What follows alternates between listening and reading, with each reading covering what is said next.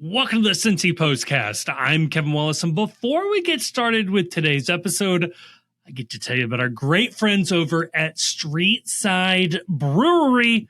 Oh, baby, the best damn brewery in the city is sponsoring this episode. That is right. Streetside, located on the east side of Cincinnati. It is a fantastic spot if you ever dig out of your driveway to get on down there. In the meantime, you can always pick up a 4-pack, a 6-pack, wherever you're buying your beers. They brew some delicious stuff. It is a fantastic place. I always recommend them for away matches for FC Cincinnati games. It is a great time, super friendly staff. They always have the games on. It's a FC Cincinnati pub partner. Okay, so that's good stuff. They've been so good to us here at the Postcast. I cannot say it enough. Please support them, love them, show them love, follow them on social media. They're good people. They're brewing good beers. Great venue over there in Columbia, Tusculum. Absolutely love them. So thank you to Streetside for sponsoring this episode. And thank you for checking them out. And on today's episode, we got a special one for you. We hear from the man himself, Carter Chapley, on location in Florida for FC Cincinnati preseason. I mean, look, he is the only one who is not a coach who is watching the preseason games, is allowed to see training, okay? So why have an opinion on what we read via Carter's live blog and just bring Carter on anyway, okay? So it's a great conversation with Carter. I think you're really going to enjoy it. That's all this episode is, okay? So I think you're going to have a lot of fun with this conversation. Carter is living it up down there in Florida. So I felt like, on a winter level 3 snow emergency type weekend and Monday, maybe it's nice to hear a little bit from Florida. And that'll be a nice little postcast.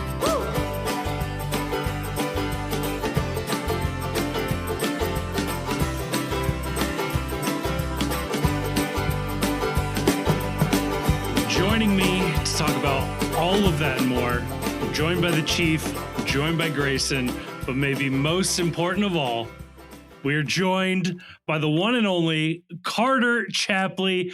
Carter, I don't even want to ask you how you're doing, because Carter's down in Florida with the team, and he's not enjoying this winter weather that we're experiencing back at home. But how are you doing, Carter? Yeah, a lot better than whatever's going on back home. Who's shoveling your driveway, Carter? Mrs. Chapley. I've got an earful about it already. It's not. It's not ideal. Well, like the plan initially was to hire this roving gang of teens who walks up and down our street every time it snows.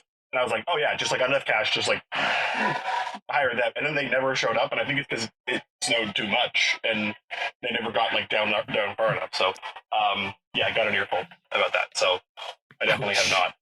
It's not great, but the weather down here is really nice, and it's been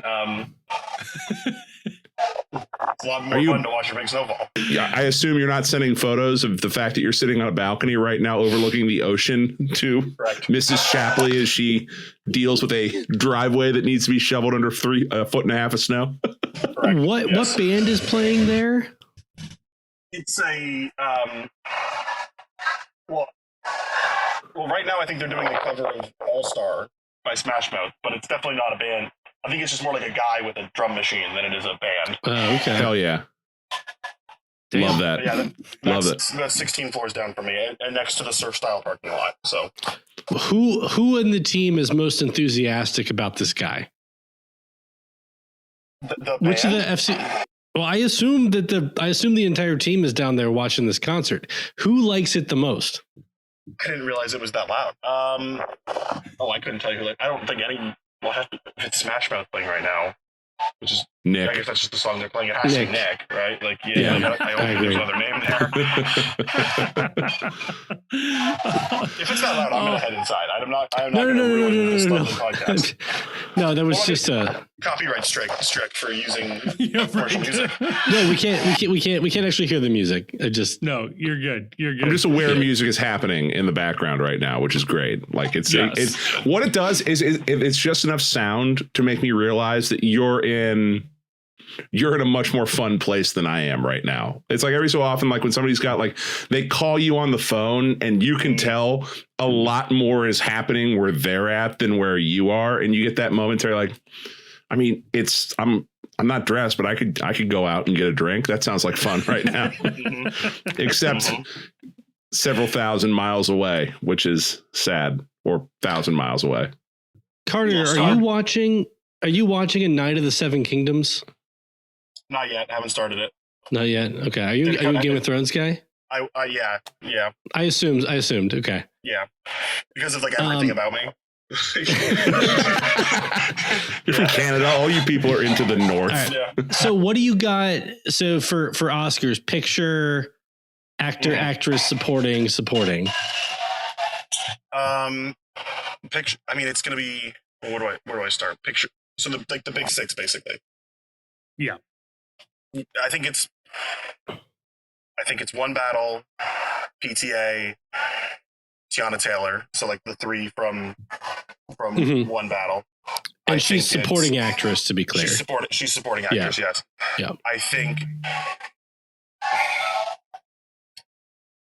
it's Chalamet from best actor in leading role. Best he him. Best him in a leading role. I think it's Skarsgård for supporting actor. Really? Yeah, Okay. I think Benicio and Sean Penn are going to split ballots, and Sentimental Value is going to have a hard time finding another like spot. Unfortunately, I think, except for maybe in the international feature, but that's too damn ticket for what we're talking about. And then like best actress in a leading role, like Jessie Buckley feels like she's got it running away, but I'd probably take Rose Byrne. Is who I'd probably, if I was like making my own ballot, or if I had like you. I think that's just like an absolute rock star performance, and even though Jessie Buckley's great in Hamnet, so it's kind of disappointing to feel like Sinners is going to get like shut out of that group, and then it's probably going to get the best original screenplay. But I'm here to talk about F1 getting a nomination. How fucking awesome that is! I stood up and cheered. I was like, I stood up and cheered in our meal room. I was like, Sonny Hayes, you did it! I mean, it's the best infomercial to ever win or to be nominated for a Best Picture. So I do give it that. That's kind of cool. Well, it's just kind of unbelievable that the same guy made Top Gun again and like got away with it. Like that's crazy. But like they're just like, and you don't do it for everything. Like I think Joseph Kosinski's next film is Miami Vice, and I'm like, all right, do it again, just over and over again. We're just gonna do the same movie, and I want it every time. It's gonna be tough to make Miami Vice a remake of Top Gun Maverick. No, you're just not even thinking hard enough here. It's like there's an F1 track in Miami, right? Yeah. So just do that. Do it again. Well, just wait until Don Johnson comes back and like does something in the movie, and it makes you like you're just like, oh man, right? Look at him go! Like the car pulls up, and all of a sudden you just see like a foot drop down with no socks and like a loafer, and it's like, oh, I know who that is right there. Because Don Johnson is in obviously Knives Out, right? Yeah. He's in Dragged Across Concrete in a very pivotal scene. He's very good. He had Rebel and I think Ridge, he's like also 2 years ago. That was awesome. Rebel Ridge. Yeah, I liked that a lot. I liked that a lot. Although the movie, I think, kind of chickened out chickened out a little bit. And then he's in Django, right? Yes. Yeah.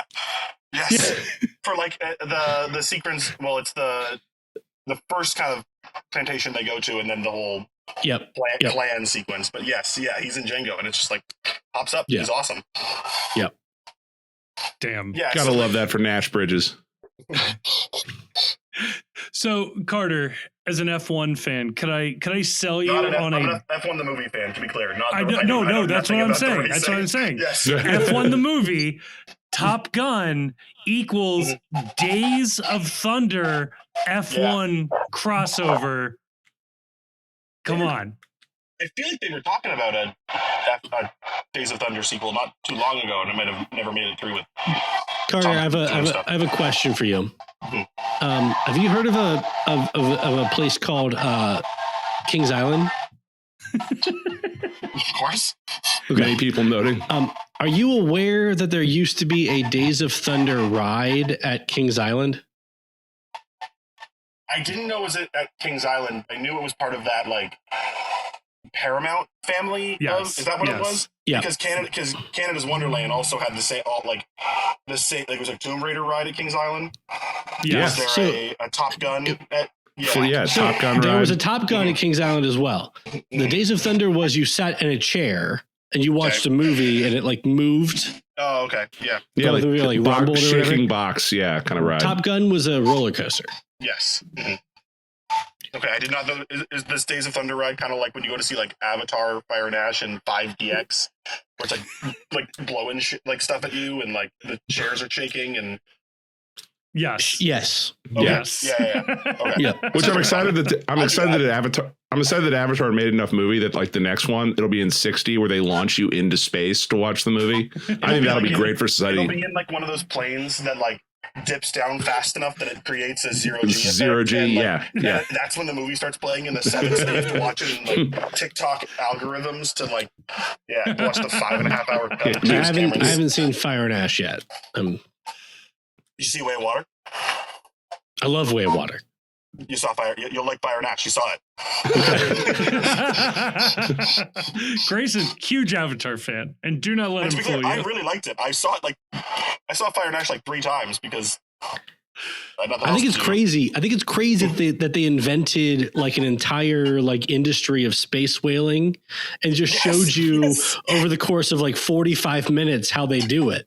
And like, remember the mining for the tree and like the unobtainium? That's done. It's all about whale brain now. It's all about whale brain stem. Yes. Yeah, like the 2 ounces of liquid gold they got out of it. Yeah, it was like the first movie made a lot of money, and they told James Cameron, it's like, all right, if you're gonna do another one, you've got to come up with a better name than unobtainium. Like, you got to figure out like how this works now. He's like, like literally anything. Text. I believe unobtainium is also what they're looking for in the movie The Core. No, it's not what they're looking for. It is what they make the hull of the thing that burrows down to the center of the earth is made out of unobtainium. Yeah. I didn't realize that. No, you would only know it if you saw you would only know of it if you saw a really shitty disaster movie back like around 20 years ago. And whatever one you're thinking of, it's a different one. Not the one you're thinking of. Oh, so not Volcano. Wait. But not, or Dante's Peak, which was also Volcano, released around the same time. Very similar to not also Deep Impact, which is different than Armageddon, even though they're both about an asteroid striking. Same movie, yes. Yeah. Well, I mean, Deep Impact is a comet. Armageddon's an asteroid. I don't know how people confuse these two things. Right. Armageddon's good though. Armageddon is like one of the kings of the watchably bad movie. Like it is at every point you're watching it, you're like, this is incredibly stupid. But also the entire thing hangs together really, really well. Also, apparently Ben Affleck was hammered during the director's commentary that you can see on the DVD. And it's incredible. It is like, it's almost worth watching Armageddon. Yeah. They're salt of the earth men. They're miners. They're drillers. It's worth watching the movie once just to go back and listen to the commentary with Ben Affleck absolutely shitting over what he considers to be a low point in his career, which is incredible. Ben, be realistic. We all saw Reindeer Games. Or wait, none of us saw Reindeer Games. Wasn't he also in Geely? Wasn't that like the worst movie of all time? Point. Come on now. Yeah, I tried to have like a contrarian opinion of Geely, and you just can't. It's unwatchable. The thing to remember with Geely is it's written by the guy who wrote Midnight Run. Gotta be honest, I've never seen it, so I'm outside of this conversation. You've never seen Midnight Run? No, Midnight Run I've seen. I haven't seen Geely. Geely. Yeah, well, imagine the guy who wrote Midnight Run also wrote the worst movie of all time. I can imagine. Feels plausible. Speaking of the worst movie of all time, FC played a preseason game on Friday. Oh, wow. Carter, how's the offense looking? I mean, there was some really great moments. I'm not gonna lie. Like there was, like, I mean, the live blog doesn't necessarily always do justice to like my ability to watch, write, edit, feed information back to the rest of the FC Cincinnati operation back in Cincinnati. But like there was some like very interesting stuff, and I kind of had to like, I guess if we're gonna do this now, like I kind of had to like reconcile what I had written in my live blog with what Pat Noonan said after the game, and kind of like recognize that like I think I was a lot more positive in that blog about what I was watching than what kind of his assessment was. And I found it very insightful from Pat to say like the expectations are higher because of all the things that we've said are supposed to be a positive this preseason. Whereas I'm taking it from a very perspective of like, I watched the game against Montreal. That was the first one last year. There was like a 1-0 win. And the only goal was scored in like the 118th minute from Kenji and Bombadem's corner kick to Andre Shrilla's header. And this game was a lot better. Like this game looked a lot better. But if Pat's standard is like, well, yeah, it should. It's like 90% the same team that played the last game of the season, it should look better. Like, of course it should.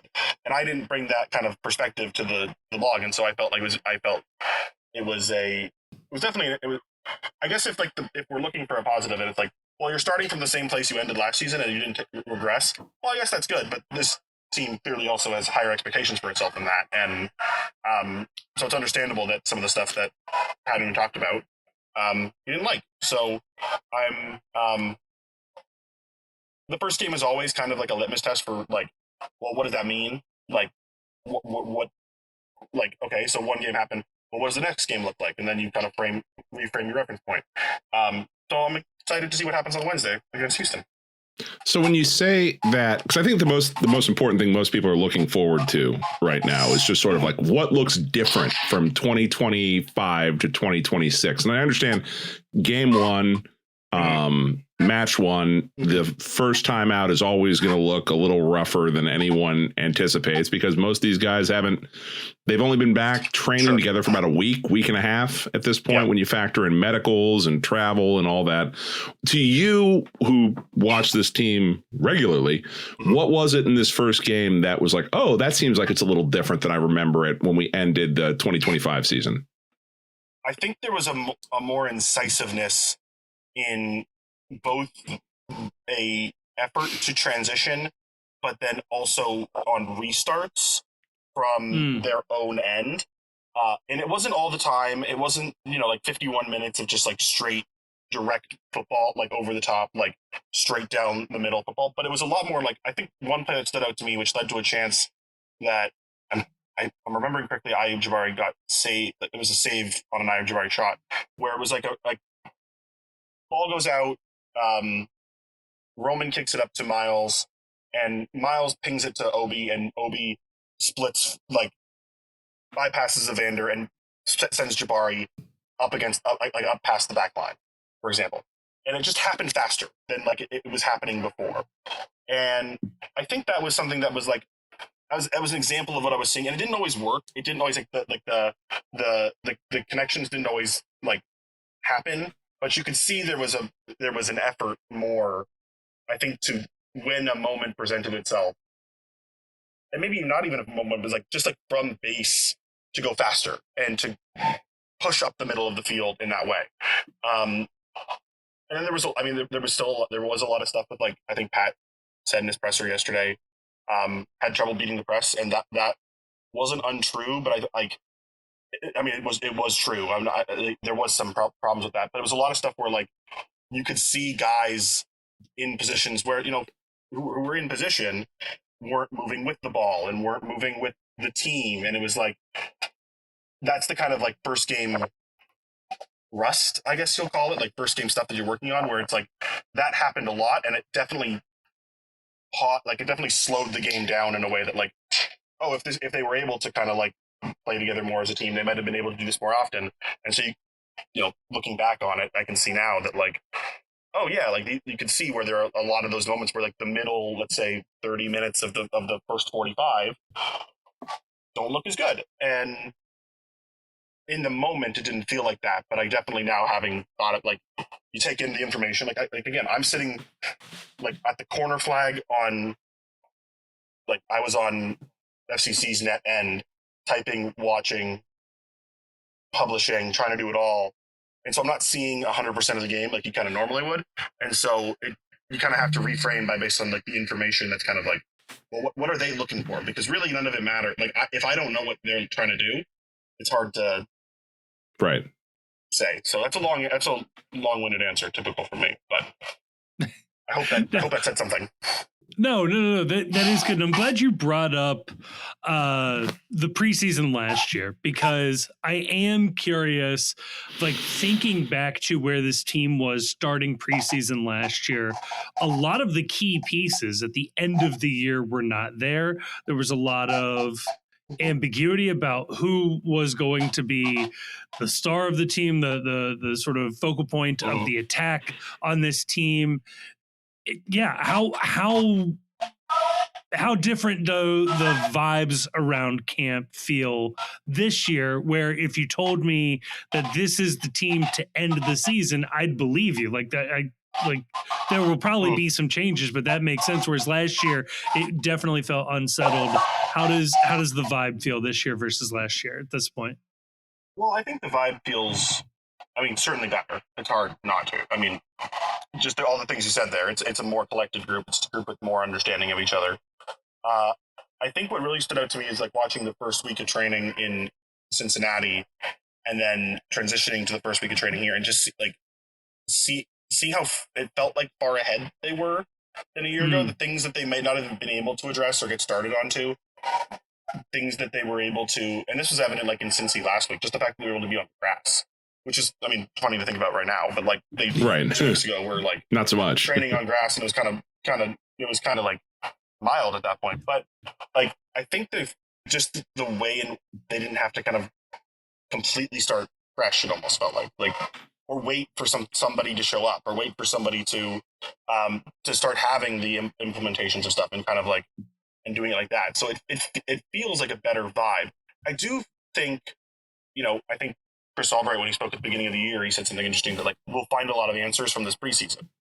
And I think that's an evaluation that's probably still going on, that I think they needed to see what this group was together and what they were going to do before a decision for what kind of like changes would come, or what things would come. And, I think a guy like Tom Barlow has come in. He's a new face. Like, there are new faces. Kyle Smith.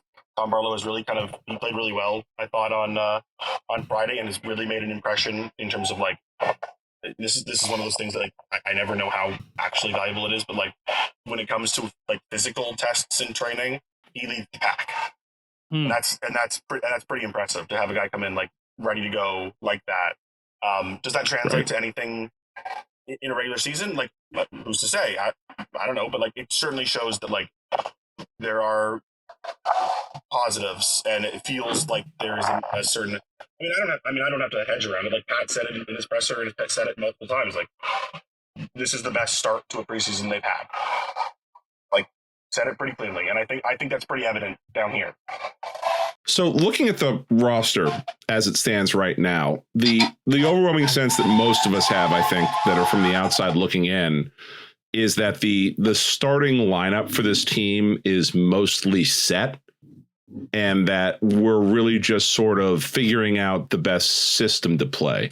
Is that the vibe that you get as well? Or when Pat is singling out players saying, oh, this player had a really, really good game, are there opportunities, you think, for anyone to break into the starting lineup, or to force some tougher conversations about where the lion's share of minutes go? In terms of starting lineup, I don't know if I would say it's set. I think there are definitely questions around, hard questions and good questions to have around the midfield.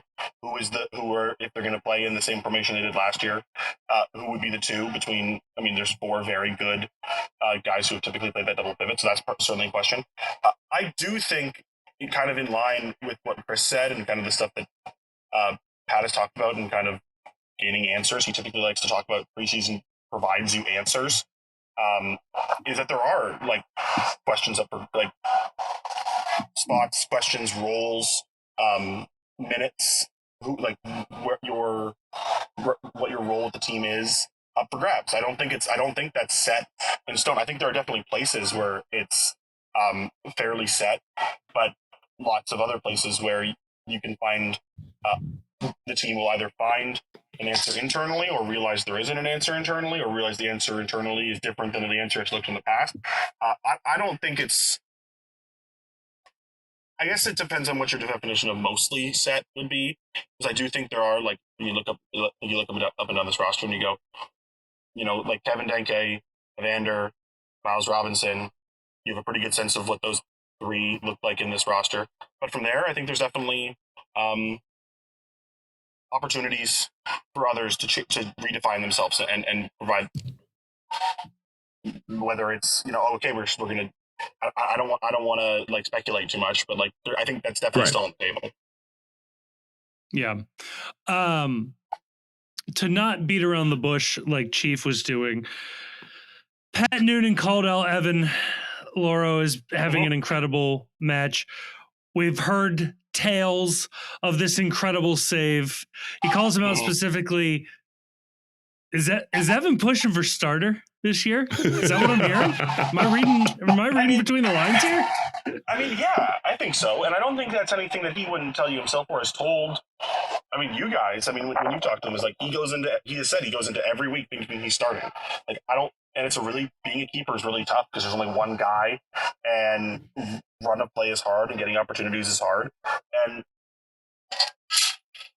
Evan has shown that he's a very high quality keeper in this league and a very capable starter and contributor in this league. And yeah, I mean, I don't see why I don't see why he wouldn't be competing for a spot, because that's how he feels, right? That's certainly how he approaches it.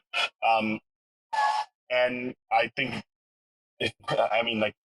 I think he'd tell Roman that, is my guess. I think there's an understanding of, like, we all want to play. We all want to be the guy. Everyone wants that. And so, yeah, I think Evan is competing to be the starter. Absolutely. When do you think we'll stop being able to? When do you think we'll be able to stop, like, describing players as, like, X in this league? Like a very good player, like, in this league, a very high quality player in this league. Can we just, like, say that they're, like, good? Yeah. Okay, yeah. No. Yeah. No. See, I thought where Kevin was going with this was,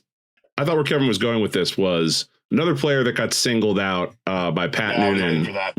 Yeah, right. Yeah, no, I was waiting for it too, and it didn't happen. So I'll be the guy that asks. How has Dotto looked down in the preseason, and is our national nightmare about to end of Dotto being denied starting minutes by this coaching staff?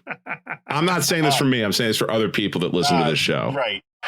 The journalistic integrity. Yes. Yeah. The people want to know. I mean, I think Dotto looked really good in that second 55 minutes.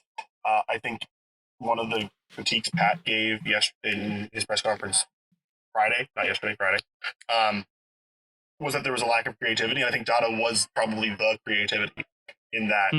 If I had to say, like, I think he had a few really good chances, or half chances, I guess they might be described, because they never ended up actually resulting in a shot. But, like, one where he had a fairly okay case for a PK shout, kind of dribbling through multiple guys and then going down, and then, I mean, call never came.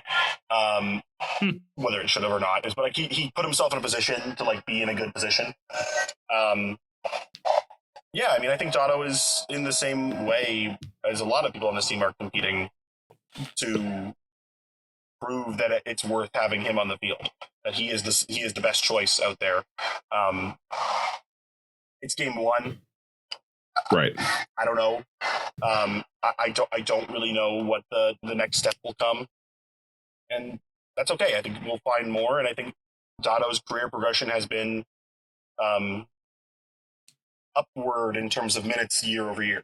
So I think it's fair to say, like, to look for him to, as he gets older, more mature, more experienced, have more opportunities.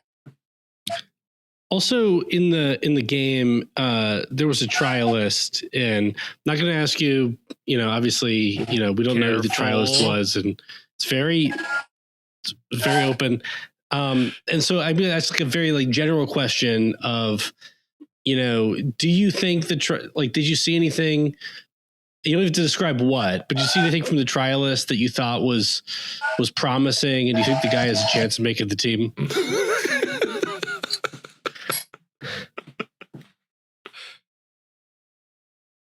Sorry, I think I cut out there. I'm not quite sure.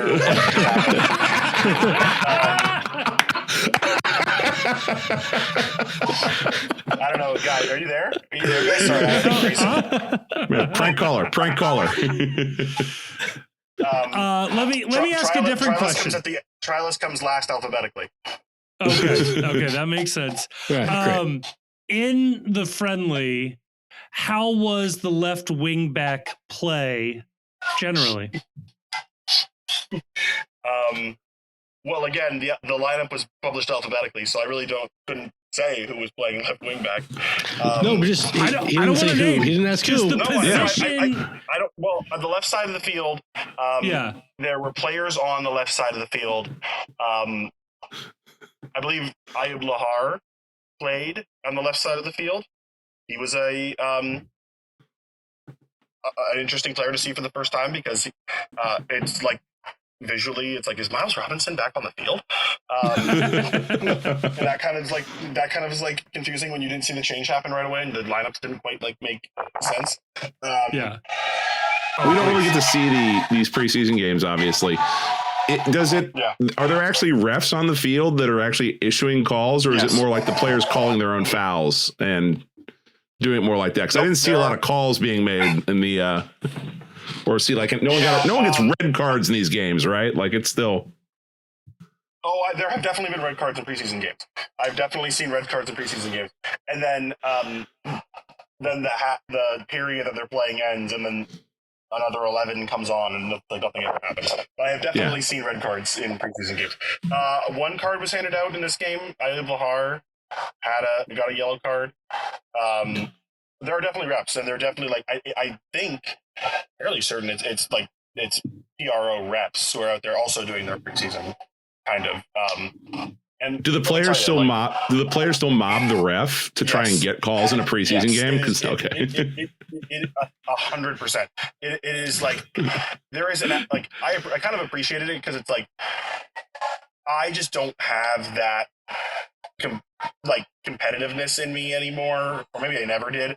Where like even when I've played like indoor soccer or like rec league, whatever, like at the end of the day, like I reckon it's like, this game is like meaningless. This game is supposed to be a warm up. This game is supposed to be like, but like these guys don't have that ability to turn that off. It's very fascinating that like it's like every call is as important as a regular season game, and they are absolutely mobbing their. And it's like the ref is like getting their preseason training in for like dealing with players coming in. It's like, oh right, this is what this is like again. Right. Do they do the whole like motion people? I'm going to take the two of you aside. You've got to talk to me. We're going to do all that sort of stuff.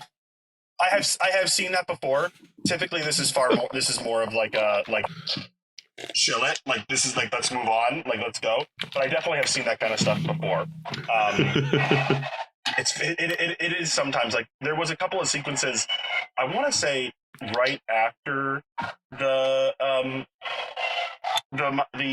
New England goal where they had scored and Sammy had gone down and he'd stayed down and the ref didn't blow the whistle to like let the trainers come on. It kind of went on for a little while. And like that is typically very abnormal, which kind of created like a very like different kind of sense. Like it felt more like a regular season game. But then after that, it was like there was a lot of fouls in a row and it got really started to get, and like Brian Anunga and like another, I didn't recognize who it was on New England or fast enough to recognize who it was, had to like kind of like rally the troops to be like, let's focus on like what we need to do. Let's focus on what we're here to work on. Because it definitely got a little like passionate there for like a good like 12. It was passionate the whole time. I don't want to say that. It was like very like intense feisty between the two sides, feisty for like a good like 9-10 minute stretch. And I was like, all right, Nice. So is Anunga the guy that's like the hey, calm it down guy? Because that is kind of like there always needs to be that guy in a group where it's like, dude, chill the fuck out. We're in Clearwater. This is preseason. This doesn't matter. Like every group kind of needs that level set reset guy. He isn't.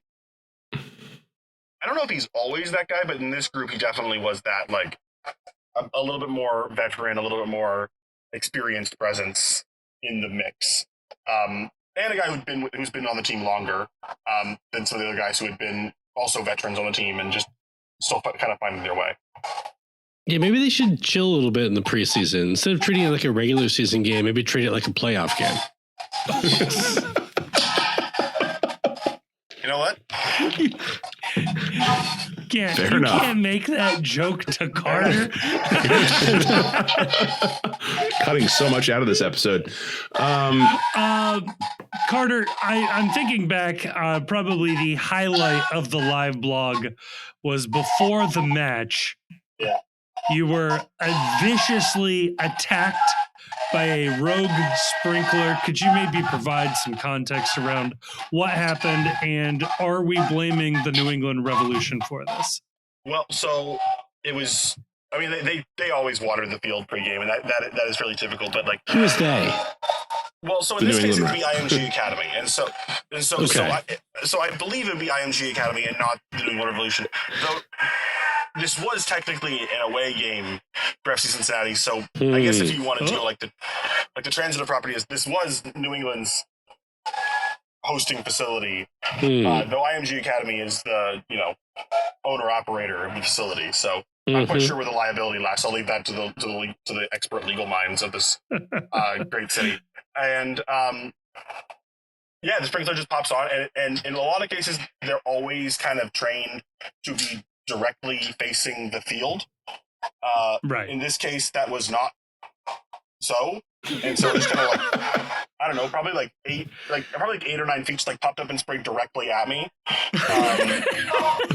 Unfortunately, and honestly, I moved pretty quick, but it was pretty devastating because I have this little beach chair that I have traveled down with me from Surf Style, the great Surf Style in Clearwater that I got 3 years ago, and it just got soaked. I had to sit in it for like the whole day, and it just sucked.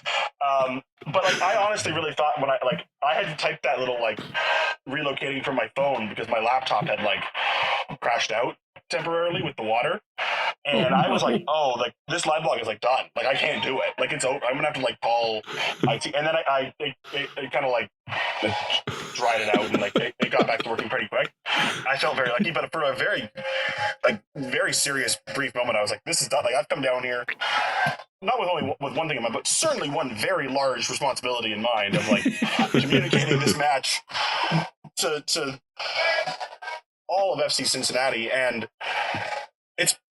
I mean, I don't have any. It's like one of if not the most read things I do every year, and it's done like 5 minutes before kickoff. And I was very scared for a moment. And our partners at Visit St. Pete Clearwater are very friendly, but I was like, I owe them this. So, and so I eventually I relocated. I took my coat and I kind of made a little bench for myself with my chair, so I didn't have to sit in the water too bad. But they turned the sprinklers on at halftime, and I was ready for them this time. I kind of sensed the head on a swivel. I retreated. Yeah, I retreated for to find safer ground, and I kind of avoided it. But yeah, it was a very quick opening to be like, oh god, this is over. This is done. Do you have to shout at anyone to buy you some rice to dip your laptop in or something like that? No, nobody cares. Nobody cares. I guess two questions about this. One, what's more daunting, the sprinklers or Honduran police? Ooh, yeah, Honduran police right now. Yeah, good. No, but sprinklers felt like it was in my power to control, and I failed. Sprinklers felt like I could have been more aware, and I failed. I didn't have the power to stop whatever was happening in Honduras. So I guess if your own self-worth is your greatest fear, then that was the greater fear. But no, it was. That's another good. I mean, you got to get them to mark the sprinkler heads for you, like maybe like an orange circle around those so that you know where to set up. That's got to be part of the pregame. Like, get like an intern out there, mark where the sprinklers are, and let me know.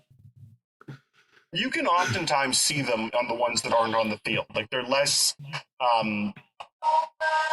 like hidden, I guess, or like when they sink back into the ground. And you can oftentimes see kind of like almost dimples in the grass and be like, oh, they're there. Didn't catch it. Didn't catch it at all. Just tough. Were you wearing any kind of headwear? Oh yeah, the hat.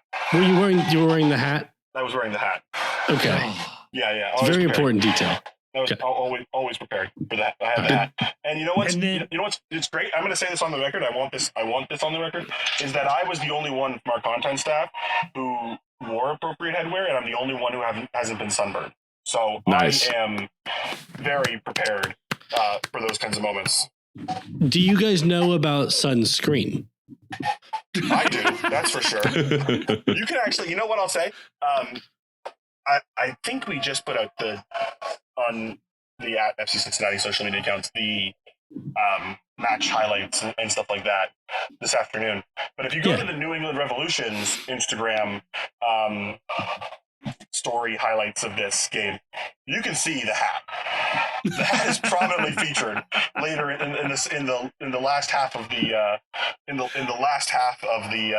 oh, incredible! Oh, very good. Okay, it is prominently featured. Me sitting back there, so you can go see the hat on the New England Revolution. I just did this Instagram feed. I just had this visual of you like looking a lot like Ugg from Salute Your Shorts, where you've got like the eye black or the sunscreen black underneath your eyes. I know he doesn't. It's a reference for me and me alone. I don't know. Yeah, but like lounging, like the chair has an ottoman, like you're lounging in the ottoman chair, like with your computer back like this, and just getting absolutely blasted directly in the face. You know who? And this makes me sad to remember, and I'm really happy that he's found another spot. But Dom Kinnear used to say I looked like Father Guido Sarducci from Great Saturday reference. Night Live. Great reference. And so I would get to the training pitch and he'd be like, "Oh, Father, good to see you," and like, yeah. So that's what I got before. So I don't know whatever that thing you just said, but I know Father Guido Sarducci. That was Michael O'Donoghue. Was the actor? Nice. I think he hosted SNL once as Father Guido Sarducci. I think he did. Yeah, back in like the 70s. Yeah, because he was one of the writers. Yeah. One final question about Sprinkler Gate. Carter, were you the only person to get sprayed by this rogue sprinkler? No, a photographer from I think it's called Imogen, who is there. I think is like they're one of the wires that the league uses, and we both were unfortunately caught in the action, and we kind of consoled each other. She actually helped me find the safe spot during halftime. To be like, if you come back, if you stand in the corner, they can't reach you. Picked the chair and ran. All right. So you heard it here first. The only people who get sprayed were Carter and Imogen Poots. Imogen Heaps. I think it's IMG is the company there, Carter. She said Imagine to me, and I was like, I've never heard of Imagine. And I was like, I'm going to take your word for it that it's Imagine, but I don't know that for sure. And then and the school is called IMG. I was like, there's a lot of very similar names going around here. I'm just going to keep blogging. Yeah, it's one of those things where you tell me this, I'm going with it. I'm not going to fact check any of this. It just sounds really suspicious, little sus. To go back to that's Carter's motto. I'm just going to keep blogging. It's the content creator's motto. It's just nothing stops the blog. The content must flow. Yes. But if I could go back to that same tweet that has fueled so much of this conversation, Andre Shirilla gets called out as well. Should we imagine him as potentially being in the rotation, like the regular rotation, or imagine him. Imagine it. You can image him. I mean, Imagine, he is IMG still him. a FC. Yeah, he's still an FC Cincinnati 2 player, and I think that's where he will be. I think he's still 16 for the time being, and I mean, he's definitely a very interesting player, and Pat has talked about him in the past a lot. He's a 16-year-old player getting a shout out with Evan Loro. So yeah, and Dotto and Tom and I think Tom Barlow was also in that group. But he's a very. I mean, he scored last year in preseason. This is his second. He's just barely got his driver's license, and he's in his second Major League Soccer preseason camp, which is pretty cool. Yeah, very, very. I mean, he doesn't look physically like a 16-year-old, which stands out. He is a very tall person and very coordinated in a way that I can't imagine most are. Is he getting a shout from the Romanian national team as well? I think he's got. I wouldn't be surprised if he does eventually. I think he's gotten U.S. youth national team jobs in the past. But that's before he joined FCC, the FCC Academy, I think. But I have to double check that. But it wouldn't shock me. I mean, he is a. I mean, I mean, I think he either led or very nearly led the team in minutes for FCC2 last year. So he's certainly a player I'm watching with great interest. Wow. Yeah. Cool. No, it's always cool. It's cool to see I was gonna say it's cool to see the young players showing up well. My question too is Paul Walters got sent to Ireland. Was he, in terms of how fast he ran to catch that flight to Dublin to go hang out as a 21-year-old American doing a study abroad semester, would that have been measured in regular seconds or nanoseconds, how fast he got to his flight to go over to Dublin and go hang out, play some soccer, and just enjoy all of the Irish whiskey and beer that you can drink in the course of a calendar year? I mean,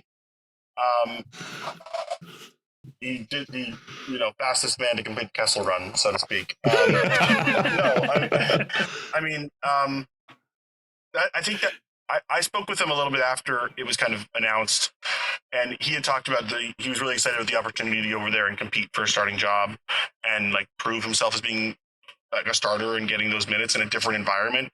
And I think that's something that Paul Rogers has talked about in the past as a goalkeeper coach, that like not only is like he's not going over there as the bang on expected starter. They have a guy, but he's going over there with a chance to compete for it. But Paul Rogers, like he talked about when Paul went to go train with Hoffenheim, I think it was a year 24. I think it was 24 when he went to go train with Hoffenheim. And just like getting the experience to be in a different group is really valuable for a keeper of that age, and seeing different things and seeing different like the way different goalkeeper coaches teach you and what other goalkeepers do and other teams do is super valuable for a young goalkeeper. And so I'm excited I'm excited for him in the place that he's going. I hope he gets a chance to start and prove himself, and one day come back to FC Cincinnati and use that experience. But I can imagine of all the places in the world you can go on loan, I bet Dublin is like a pretty high on the list destination in terms of like seeing the world.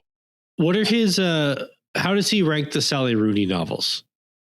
You know what? You'll have to ask him. Okay. We're going to. That's going to be our away days. That's going to be our away days location. I'll tell you, my dad certainly liked the thoughts of Paul Chapley. Certainly liked the concept you guys came up with sending me over there, and you know what? I'll be on the first flight as soon as the club's like, that story told. As soon as that story needs to be told, I'll be on the first flight, and then they'll ask, "Can this be done on Zoom?" And no. If we need a story behind the story, I think we'll work something out. Yeah. It's like you tell the story, and then we'll be like, "This is how Carter got the story together." Yeah, exactly. How many recursive chains of how they got the story can we stretch this thing out? Because now I want Damon covering how the Post got Carter's story of Paul. This would be great. This would be good stuff. I didn't hear Why are they called Bohemians? Couldn't tell you. I did find out that I incorrectly labeled them as First Division in Ireland because the First Division is the second tier. The Premier League is the first tier. And I had a lot of Irish people very upset with me. And I was like, oh, yeah, you're right. I probably should have looked that up before I just like kind of willy-nilly said it's in the First Division. That's not your fault. That's not your fault. People got to stop it with this. It's not my job to find this out, though. Like, come on. This is an epidemic all over the world where they're calling it the First Division, like the second tier or lower. You have to stop. Like England is crazy. England is crazy. It's like the Premier League. Oh, the Championship. The First Division is the third league. Yes. Stop it. Stop it. Mm-hmm. Mm-hmm. And they said that there's like participation trophies over here. Like, that's crazy. Yeah. You won the championship. Did you win the league? No. Not even close. We're going to get sent back down next year. Yeah.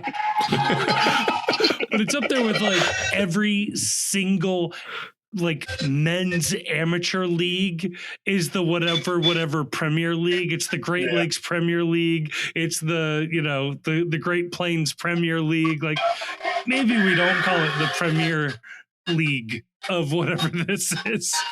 When are we going to get like the Heart of America Major League Soccer? Yeah. When does that happen? Because it sounds stupid. What do you mean? And I wish they would recognize that Premier League also sounds stupid. I'm into it. Well, I think we should export the concept of Major League Soccer elsewhere in the world. I would just love that. Yeah. Ooh. There's got to be teams. Well, I know about this one. It's the Kaiser Chiefs are named after the Atlanta Chiefs, I think. The South African club's named after the NASL club. There's an Orlando team there too. Come on. Orlando Pirates. And then there's the Orlando Pirates are their big rival. Named after the novel Orlando. Oh, I see. I misunderstood that. I thought that was it was named after the ride. The Pirates of Orlando. It's named after Orlando Bloom from the Pirates of the Caribbean movies.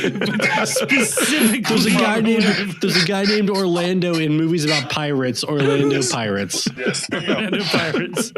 They used to be called the Johnny Pirates, and then they like misread some stories, and they said we got to change our name. Not his character, to be clear, the actor. Right. Oh God! Well, Carter, look, you're down there for the preseason. I got to ask you at least one more preseason question. Who is surprising? I'll say in a good way. This preseason, anybody showed up, in the best shape of their life, jacked? Anybody that looks like they might have taken that step up? I think we talked about Tom Barlow showing up and really like impressing with the like. Pat talked about it. I think he called it like just the physical and mental toughness and the way he performs. I'm always really impressed by like groups of young guys who show up like ready to compete and like ready to prove something, and that kind of like youth insecurity of like I got to earn my spot compared to guys who are further up. And it's like, well, I have a contract and this is my, whatever. I'm always impressed by that. There's always, I think some young guys like Andre is one of them who always shows up and is very competitive. I think Ayub Jabari was very impressive in the Ayub Jabari was very impressive in the friendly in his minutes. He got a lot of opportunities and put himself in a lot of good spaces. He had one opportunity where he jumped so high in the air for a Ender Echenike cross that I like truly was like, I've never seen something like that in person at the, I'll put as many qualifiers as I can. But that was really interesting. I think in all, I'm just mostly like the thing that stands out mostly is like I think the term refresh has been used and Chris called it that and Pat has identified it, and I think the thing that has been most impressive is that like I didn't know what to expect from that when Chris said it in December at the end of years, like all these high level changes in the way they're trying to do things, and then seeing how training has gone and seeing how the way they're doing some of those like sessions, I really do feel like they have hit on like some different. They're changing the way they're doing things, and I think that's kind of been the standout for me. I think someone just like you guys had him on, I think last week, but Brett Utley is a very different kind of change of pace to what the group does. I think I talked about it a little bit in the story I wrote last week, but like Sammy Castellanos with the twos team is like a very interesting, different kind of guy who's going to come in and be working a lot with some of the younger players who are not just FCC2 players, but like when first team guys use that space and the academy guys who are not quite there yet, who are kind of coming up through that space. Like I think he's going to be a difference maker. And so like it's really hard to say like, oh, it's all this great change and it's kind of all in like the details, but and I can appreciate that at the end it's all about like the end result, right? Like all these changes are only good right now because it's interesting to see, and like truly at the end the end result is the thing that matters. But it is a fascinating experience to kind of see those changes up close and recognize them as changes and recognize it as like, oh, there's a new, approach, attitude, willingness to try new things. And I think that's very interesting. So we had the opportunity to talk to Brett Utley on the show here. Great interview. Great fellow dude. blogger, Fellow blogger. Content creator. Got to respect the hustle. Got to respect the game. We all walked away, I think, with an idea of, okay, this guy has a perspective that, is a little different than what we've heard in the past in terms of his granular details and like almost like a tactics and an offensive soccer nerd. We all liked him, I think, and we all sort of thought when we walked away from it, oh, this is a guy that the vibe of this person really feels similar to, we've talked to Kenny Arena, we've seen Pat Noonan over the course of years about like the personality types involved. What have you seen in preseason and watching training, watching these games about how that sort of new triumvirate, if you want to call it, of that between Brett, Pat, and Kenny, how they've operated, and what have you seen that Brett's sort of bringing to the table there that may be different from previous years? Well, don't forget Ricky Paez in that group. He is definitely part of that group. And he plays an invaluable role with, especially with the midfielders, and then also with the Spanish-speaking players in the team. I think the interesting thing that I have found about Brett and his press conference and some of the limited opportunities I've had to kind of talk to him, get to know him a little bit better, and then watch it training, is that I think he's a guy who he's got a different way of thinking than what the current group has, but he speaks the same language. And I think that's like it's an interesting way of like kind of bringing in a new thought, a new way of thinking to the group, because I do think he speaks the same, not the same way, but like he does speak the he fits in with the group, and then it's not like he's just brought in this new guy who's just like what the Jonah Hill of the movie Moneyball. And it's like completely breaking down what has currently been, but he does bring in a lot of new ideas, and he does operate differently. And I thought one thing that really stood out was him, the way Pat Noonan talked about him in his press when we asked him about Brett, and that like he came into his interview with a lot of different ideas about how FC Cincinnati currently play, and how he felt like he could add to that. And I think the kind of impression I got from that answer was that like he had either said something that resonated with them, or had identified something that they already believed to be true, and he was able to successfully recognize that problem as well and had a solution for it. And so I do agree with like you read a lot of the stuff that I've tried to read as much of that stuff that he's written. I've tried to watch some of the stuff that like how Austin FC2 played, and it seems like a guy who can be part of that group, kind of like you were saying with Kenny and Pat and Ricky and Paul, but have a different perspective and have a different approach and see the game a little bit in a different way. And I think that's interesting. That's exciting. I think that's part of the refresh that kind of shows a difference. And I do want to say within Dom Kinnear's case. Like we didn't get a whole lot of opportunities to hear from Dom, whereas we've now heard a couple of times from Brett. But I do think like change is hard, but having a guy like Brett come in is a very interesting and I think exciting step for this club if they're going to talk about a refresh in this kind of way. Yeah, like we were all very high on Dom, I thought, and I think that is this like nothing that we say that's in praise of Brett or of the idea of a refresh. I don't think anything is shade on Dom Kinnear. And if you look at some of the most important things this club did, and some of the players it developed and sold for a lot of money, Brandon Vasquez comes immediately to mind. That credits Dom Kinnear with changing the way that he played and changing the way that he approached the game. I just think that, I think that two things can be true. I think that that at one time Dom Kinnear was the perfect person for this team and what they needed, and it's a different team than the one Dom Kinnear came into. And I think that what we're all looking at and what we're all hoping for is that, maybe a couple of new, fresh ideas refreshes and resonates with this group of players. It's very different than the one, it's almost, ship a thesis kind of situation. It's a different team entirely than the one Dom Kinnear was successful with. So who knows if they just need a different voice or a different idea or a different, style, attitude, whatever it is in order to get over it. I just think we're all excited to see what that looks like in the final picture. Yeah, he's an interesting guy. I'm excited to see what he brings. Yeah. Carter, does FC Cincinnati normally have a hotel next to the drag racing strip, or is that new this year? No, that's very common, unfortunately. That's just Florida. We were kind of talking about it, and like we were walking through some, like there's some people on our content team who have not ever come down here before who are here this year, and one of them was remarking that there's just like an impossible number of like sports, like high-end sports cars, or high, I don't know what the right phrases. And the only thing we can imagine is that there's got to be like a luxury car rental spot somewhere here. Yes, because like it's an everyday occurrence where it's just like people rolling through this like strip of like Clearwater Beach, just like in the loudest cars imaginable. And they didn't drive them, like they didn't drive them from all over to be here. Like this is like obviously a thing they want to do. But yes, that is a common occurrence. So I apologize. I apologize. As FC Cincinnati employees, you guys should be familiar with the concept of a kit. Of course. Like a Ferrari kit. I've heard, yes.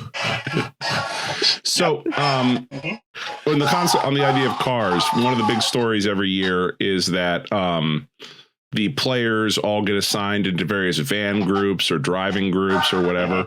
Is there an early betting favorite as to who is going to have the first accident among the group of van groups or driver groups? You don't have to identify who it is, but is there one that sticks out that we're going to have a problem with this van? Like, I think, fortunately, this year, everything is pretty even money, because I think some of the departures from last year were like the very odds-on favorite, it felt like. I got one guy in my head. But I'm not going to say it. But I got one guy in my head. I can't remember. I think I'll save it, but like a person who you wouldn't have put the money on, like, was the first one to have some kind of an incident last year. And Corey Baird. It kind of reset the market, so to speak. And this year it feels a little more even, and I think we're going to be okay. And you also don't have to say this, but I'm glad Chief brought the vans up. Is there a van that you would that would be your odds-on favorite to say, like, if I was riding in one of the vans, this is my van? Oh, what van would I want to get into? Yeah. You don't have to say. You can. You don't have to say what van. I'm just saying, like, is there one where you're like, oh, that's my van?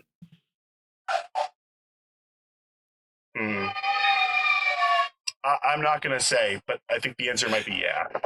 I have one in mind. Yeah. I think I have one in mind. Though This is like one of those, the meme that goes around where it's like, which seat on the airplane do you want? It's got like various fictional characters that you can pick. I'm just saying that like if there's like the content team's looking for easy content, just post who the passenger vans are. Which one would you sit in right here? This is delete this. Hold on, delete this. This is really good. Delete this. Hold on. We should use this. Which van are you riding in? Yes. That's so funny. Oh God. Carter, is there anything else from Clearwater that we did not ask you about that you feel like we should have asked you about? You should have asked me about. I don't think so. I think we've talked a lot about the kind of stuff that I've had on my mind. Yeah, I think we're excited to see what's going to happen on Wednesday. There's a big break in the action. Team kind of gets a couple of consecutive days off here after the next game. That's always fun because I know a bunch of the families fly down and like make a fun, like a little bit of an actual break.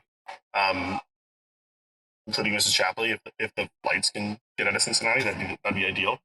But I'm excited to see where that second game looks like and kind of what the next step is, because after one game, it's felt like a really, really good preseason so far, and in that game, I listen to what Pat says, and I hope after the second one it's more positive. So that's where we're at. Yeah, that's what I got. So final question. Someone informed me, I'm not going to say who, someone informed me that the pool may be out of service at the hotel. How is the mood down there when you found out the pool was closed? And has anyone gone to complain and ask for, some more Marriott points or whatever, to get this taken care of? Yeah, so far it has not been a concern yet. Though I'd imagine as the month wears on, it might become more of a concern. I have been assured that it is going to be up and running for I think the 1st of February. So hopefully that is a step in the right direction for this preseason. That will be the real difference for this team moving forward into the new season, of course.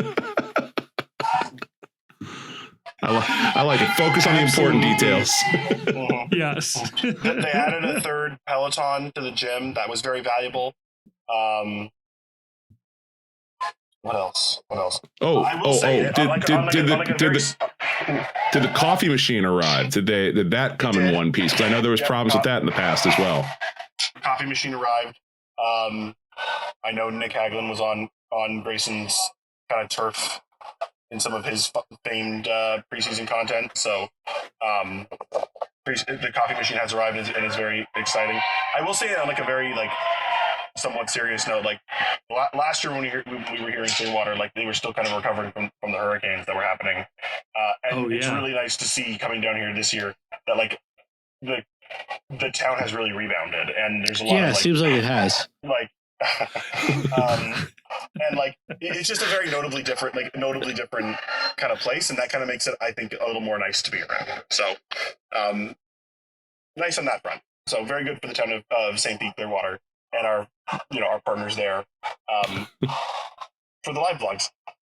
Someone had told me to come onto the show and just do a full read for Visit St. Pete Clearwater with the head, and I had enough.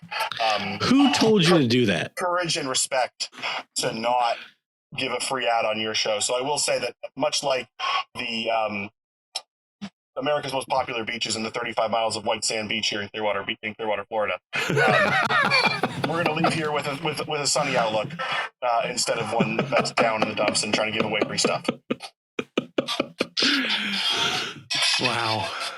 Wow. That was smooth. Well, that was really, really smooth. No free ads, right? Right, guys? Yeah. No, if they want to sponsor this, give them our number. Well, I'll do live reads for Visit St. Pete Clearwater during the preseason. You can sponsor this segment. I don't give a shit. I think they just did.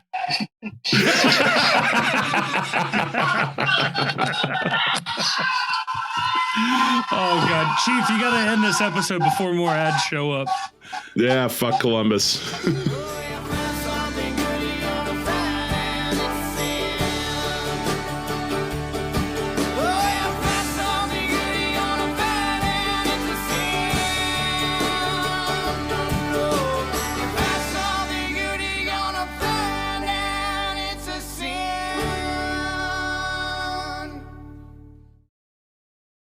The Cincy Postcast is a production of The Post Cincy.